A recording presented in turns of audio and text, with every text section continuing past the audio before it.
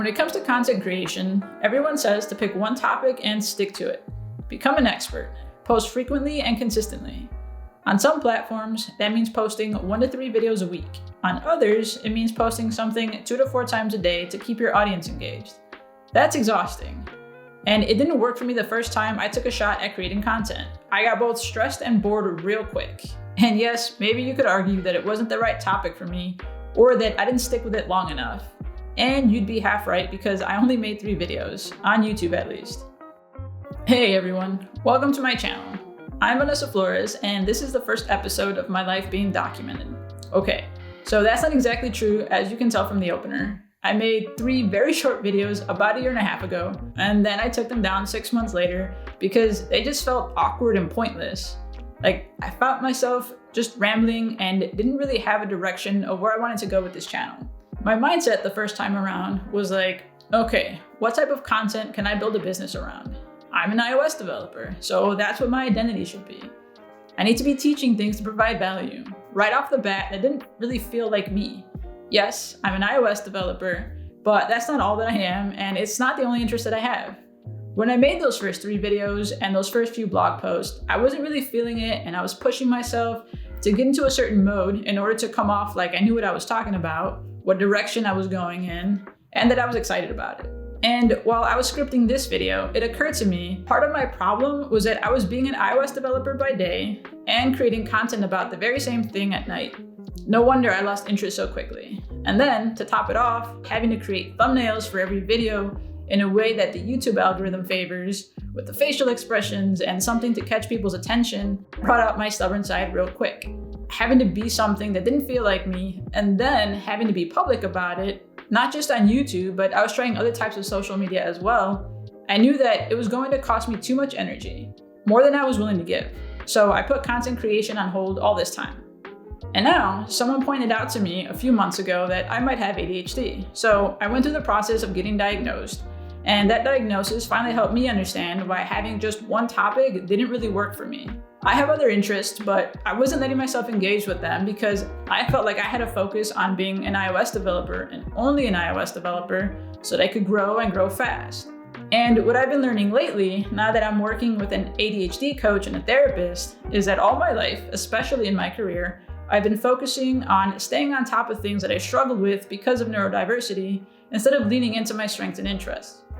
And that's really what sparked my excitement to film this video. I was doing an exercise to figure out what I want my vision to be. For a while now, I've been talking about wanting to build my own apps that I can monetize and create content that I could have fun with. But I was really struggling to do any of it. I knew that my overall vision was to move away from working 40 hours a week at a regular 9 to 5 by building an app that I can work on at a chill pace and putting out content that others could benefit from. But I kept forgetting about it after my workday was done. And I don't know how many of you can relate, but for me, out of sight, out of mind is very true. So that's where this vision exercise came into play. The point was to make clear what my vision is, and then have fun making a creative visual out of it to hang on my wall as the constant reminder that I need. As I started identifying during this vision exercise what my strengths and natural tendencies are, there are 2 that really stood out to me that I want to lean into more: vulnerability and authenticity. So, what does that mean? It means that I want to put myself out there more and share my experiences with all of you in a way that feels authentic. Like, I'm not going to go out and create content based on a few popular search terms.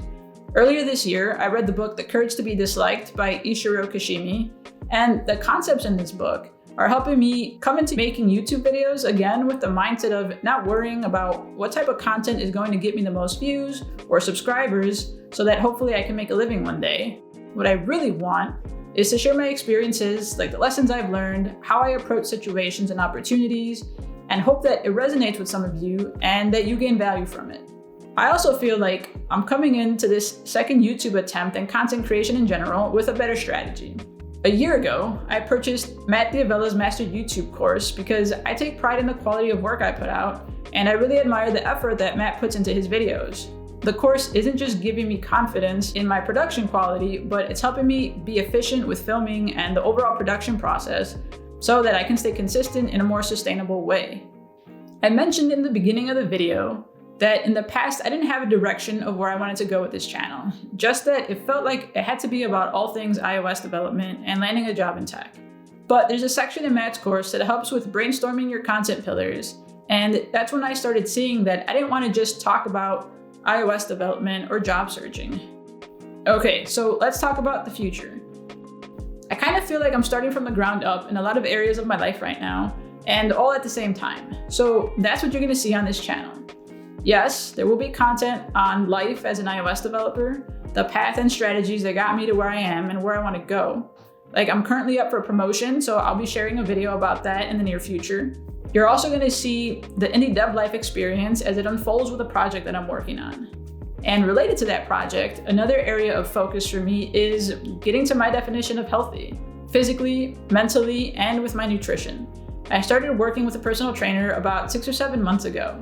That's basically what my app is about. Working with my trainer is what got me inspired to start working on this app again.